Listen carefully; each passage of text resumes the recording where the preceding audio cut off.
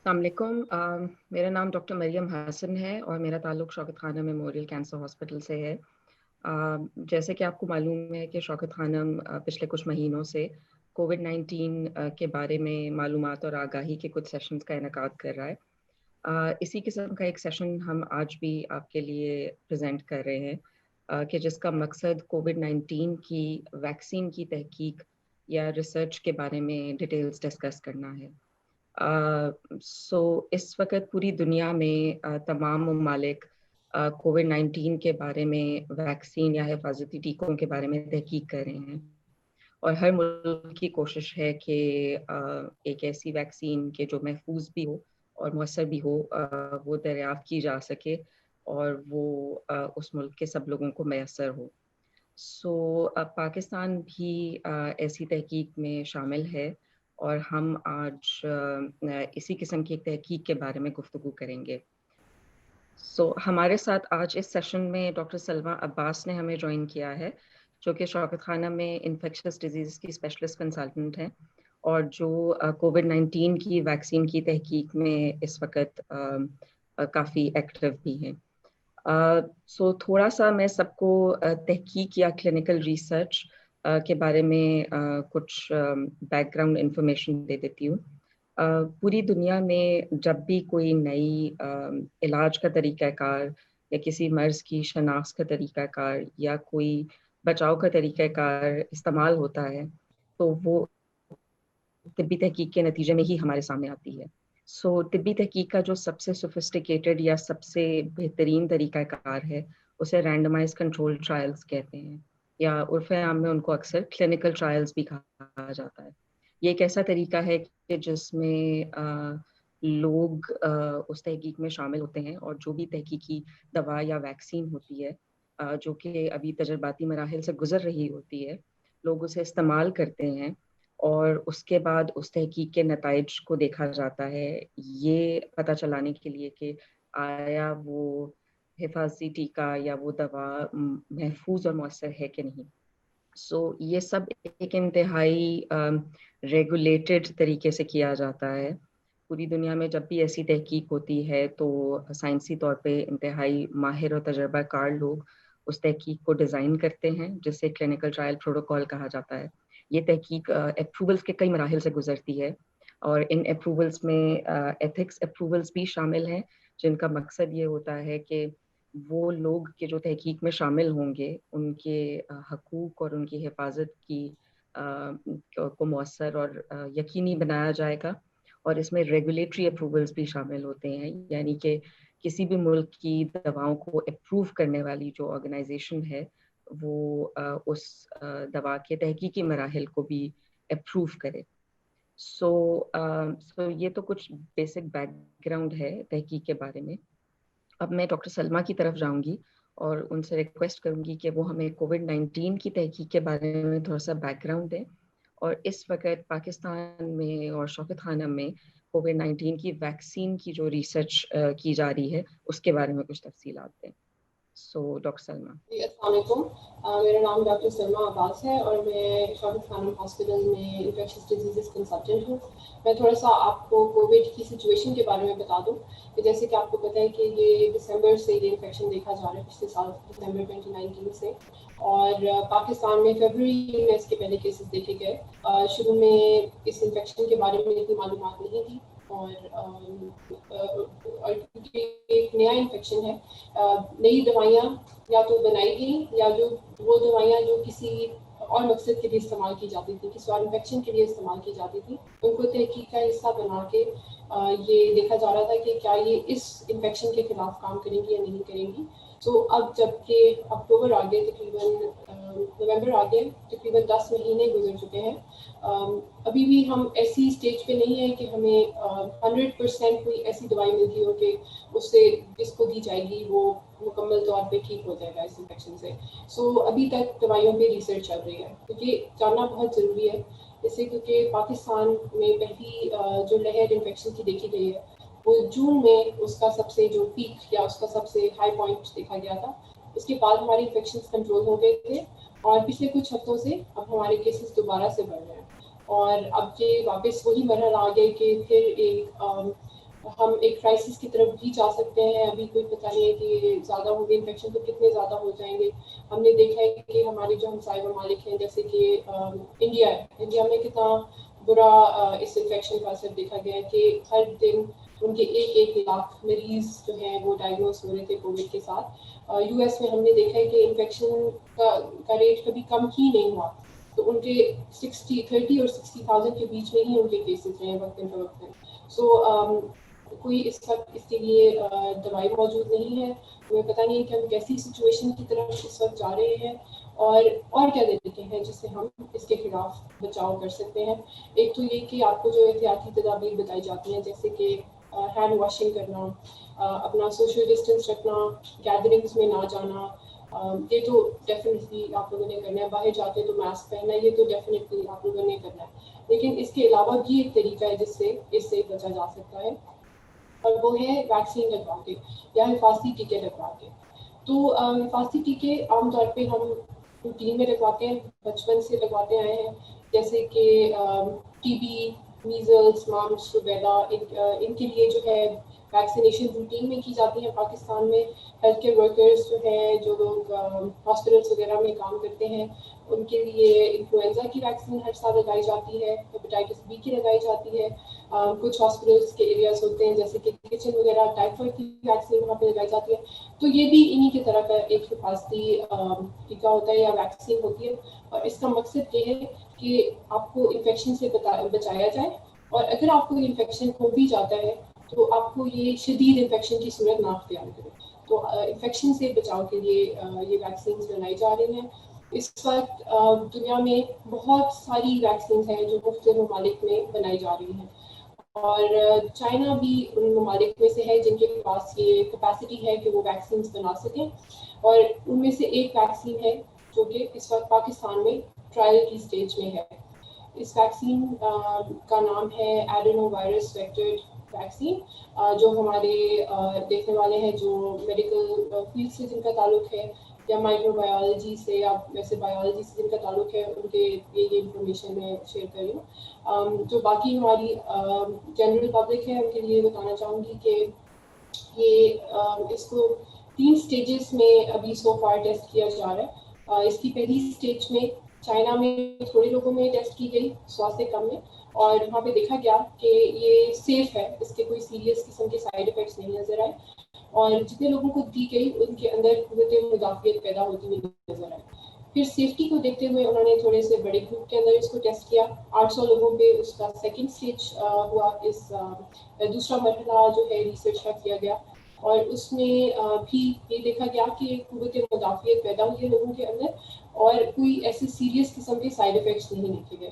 تو سیفٹی کو دیکھتے ہوئے اب اس کو ایک ذرا بڑے پیمانے پہ لانچ کیا جا رہا ہے, جس میں دنیا بھر سے 30 سے 40 ہزار لوگ شرکت کریں گے.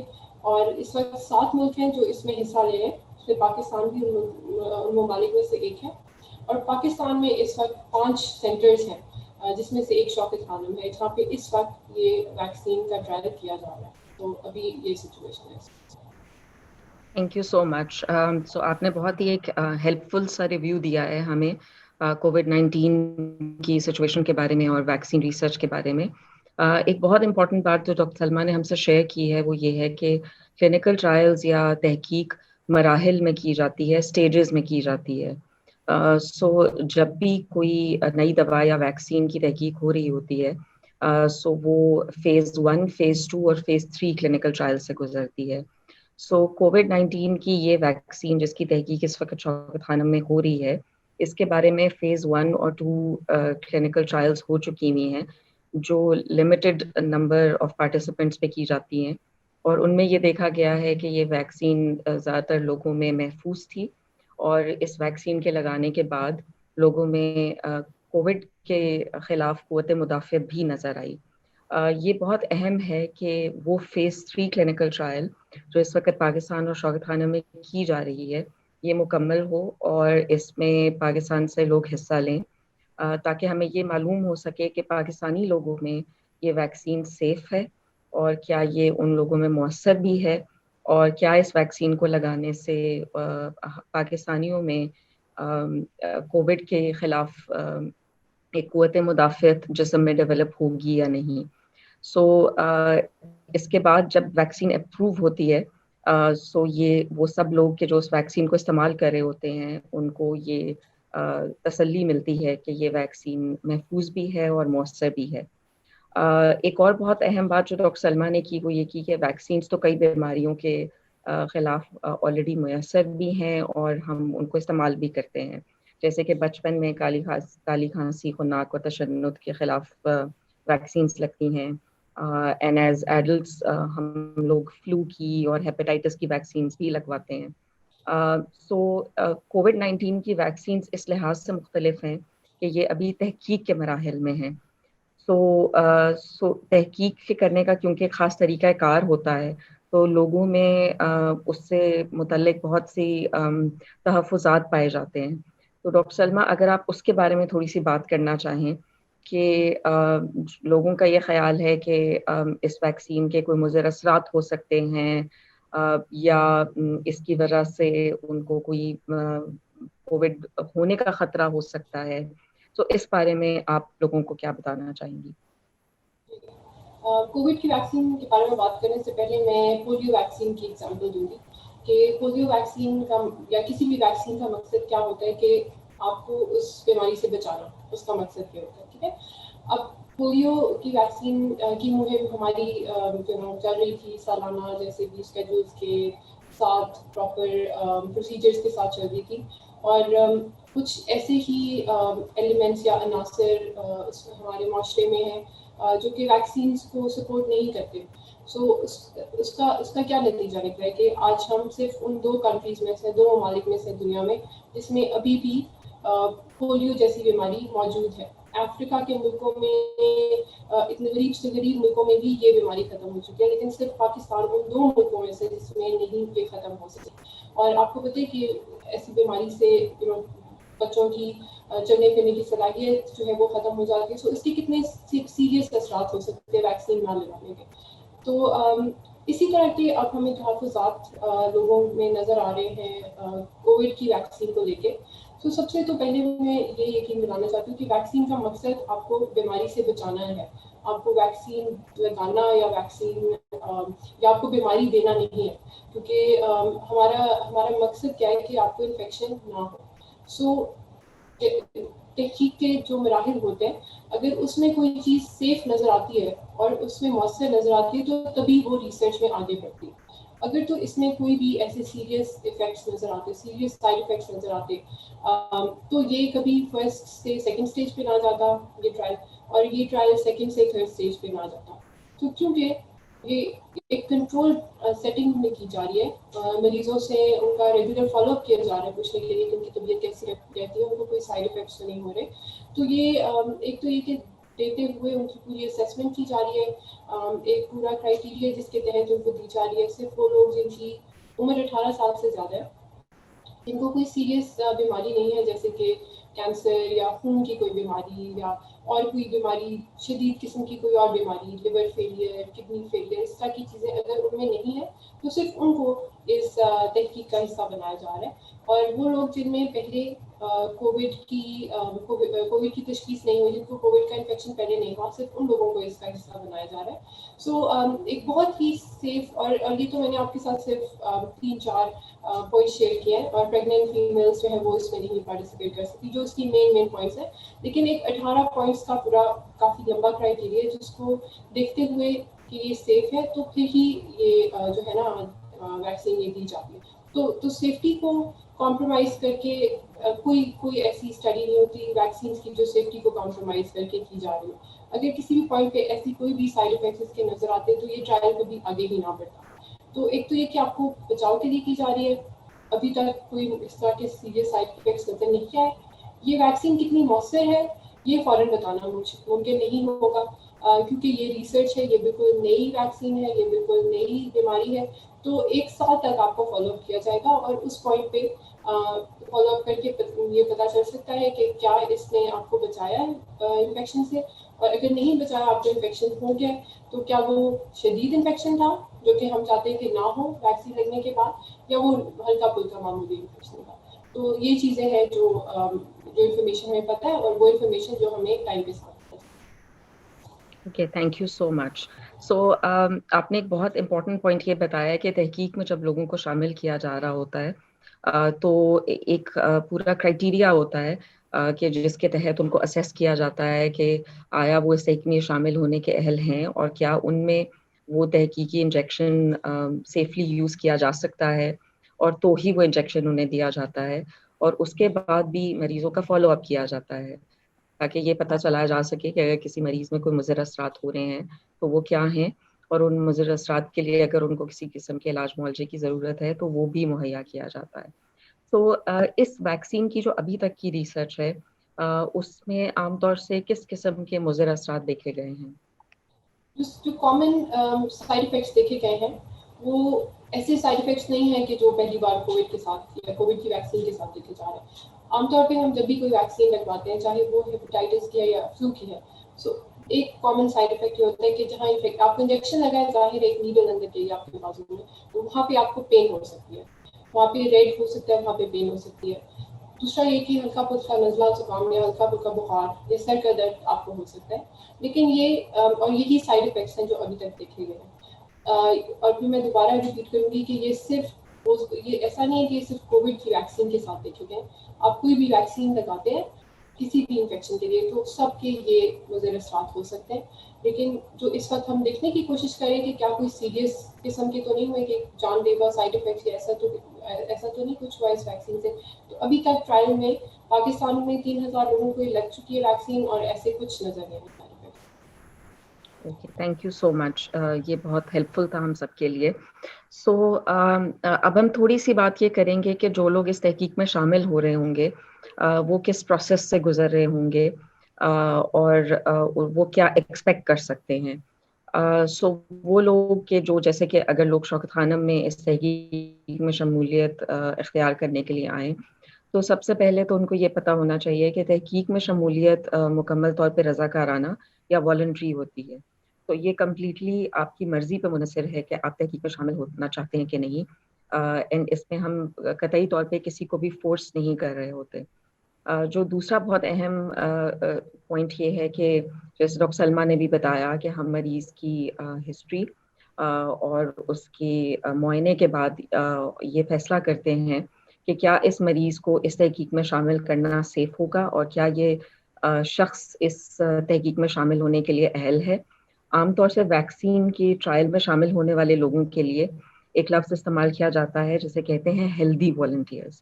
یعنی کہ یہ وہ صحت مند افراد ہیں کہ جن کو کسی قسم کی کوئی سیریس بیماری نہیں ہے. جیسے ڈاکٹر سلمہ نے کہا کہ کوئی کینسر یا کوئی ایسی سیریس بیماری کہ جو انکنٹرولڈ ہو ان لوگوں کو اس تحقیق میں شامل نہیں کیا جائے گا کیونکہ ان میں اس ویکسین کو دینا سیف نہیں ہوگا.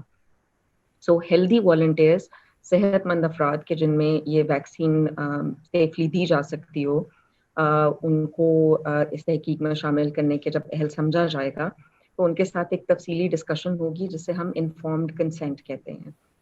انفارمڈ کنسینٹ یا تحقیق میں شمولیت کا اجازت نامہ ایک ایسا طریقہ ہوتا ہے یا ایک ایسی ڈسکشن ہوتی ہے کہ جس میں تحقیق کی ٹیم میں سے ایک شخص آپ کو مکمل تفصیلات دیتا ہے کہ تحقیق میں کیا کیا شامل ہے, تحقیق میں شامل ہونے کے فائدے یا نقصانات کیا ہیں.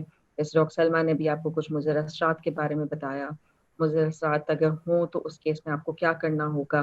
ان سب ڈسکشنز کے بعد اور جب ہمیں آپ کی اجازت مل جائے تو ہم آپ کو تحقیق میں انرول کر لیتے ہیں یا شامل کر لیتے ہیں. اس کے بعد ایک ٹرین نرس آپ کے وائٹلز لیتے ہیں جس میں پلس, بی پی اور بلڈ پریشر اور آپ کا ویٹ وغیرہ شامل ہے, اور وہ آپ کو تحقیق کا انجیکشن لگائیں گے.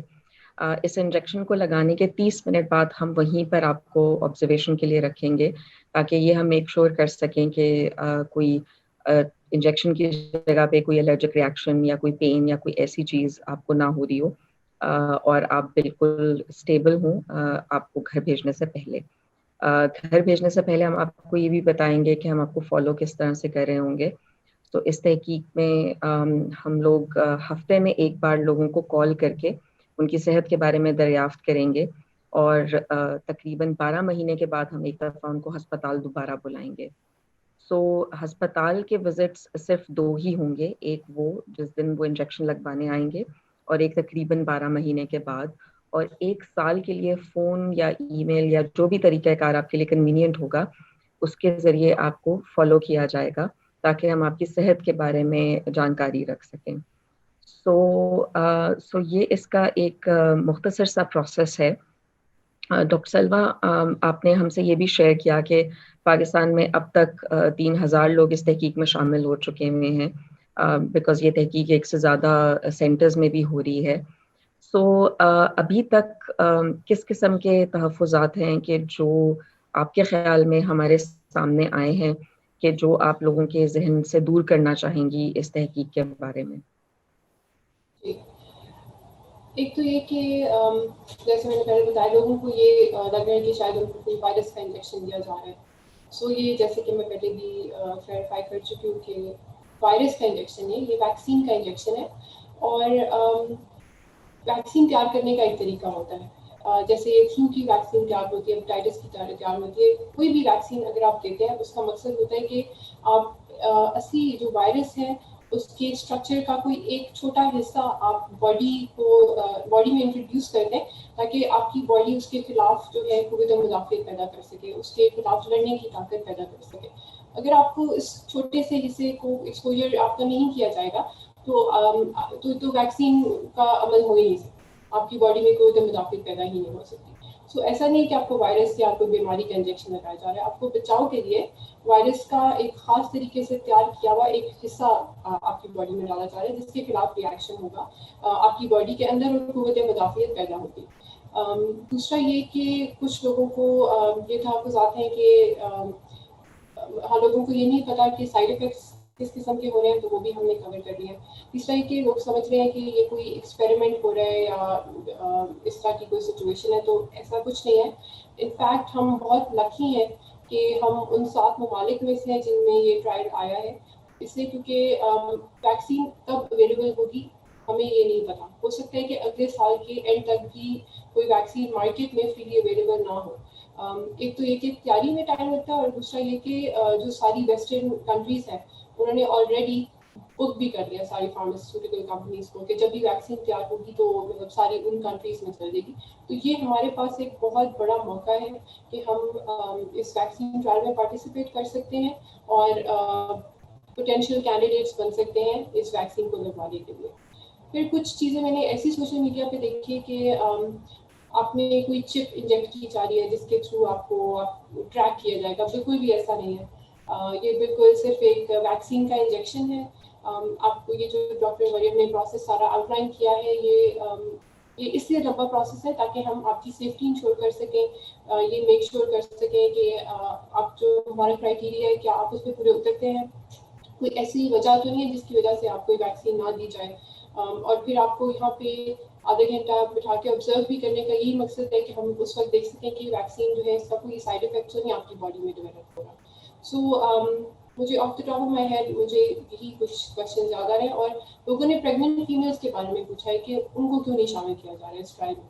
سو اس کی وجہ یہ کہ آپ کو پتہ ہے کہ پریگننسی میں جو دوائیاں دینے کی اجازت ہے وہ مطلب آپ سمجھ لیں کہ سینچریز یا ڈیکیڈز یا مطلب 50 سال 20 سال 30 سال کی ریسرچ کے بعد کسی دوائی کو کلیئر کیا جاتا ہے جو بہت بڑی تعداد میں پریگننٹ عورتوں نے لے لی ہوتی ہے اور اس کے اوپر کوئی ڈیٹا موجود ہوتا ہے. تو صرف اس صورت میں یہ پریگننٹ خواتین کو دی جاتی ہیں. اس اسٹیج پہ جب یہ بالکل نئی وائرس ہے تو ہم بالکل بھی پریگننٹ خواتین کو ایسی کوئی جو ہے میڈیکل پروڈکٹ نہیں دینا چاہتے جس کا ہمیں ابھی پتہ نہیں. ہو سکتا ہے کہ بعد میں ہم کسی پوائنٹ پہ دے بھی سکیں، لیکن اس پوائنٹ پہ کیونکہ ہمارے پاس انفارمیشن نہیں ہے کہ یہ پریگننسی میں اس کا کیا افیکٹ ہو سکتا ہے، تو اس وجہ سے ہم اس وقت یہ پریگننٹ خواتین کو نہیں دے رہے. پھر I think that's it for the questions. Okay, thank you so much, Dr. Salma. This was very helpful. I think کہ ہمارے جو آڈینس ہیں ان کے بھی بہت سارے سوالات آج آنسر ہوئے ہوں گے. سو اگر آپ میں سے کوئی بھی اس بارے میں مزید بات کرنا چاہتے ہوں یا اس ٹرائل کے لیے والنٹیئر کرنا چاہتے ہوں، سو اسکرین پہ آپ کو ہمارے کال سینٹر کے نمبر نظر آئیں گے. آپ ان پر کال کر سکتے ہیں اور ہماری جو ریسرچ کی ٹیم ہے ان میں سے کوئی آپ سے ضرور رابطہ کر لے گا تاکہ آپ کو اس کے بارے میں مزید تفصیلات دے سکیں. Thank you so much. Thank you جی، اللہ حافظ.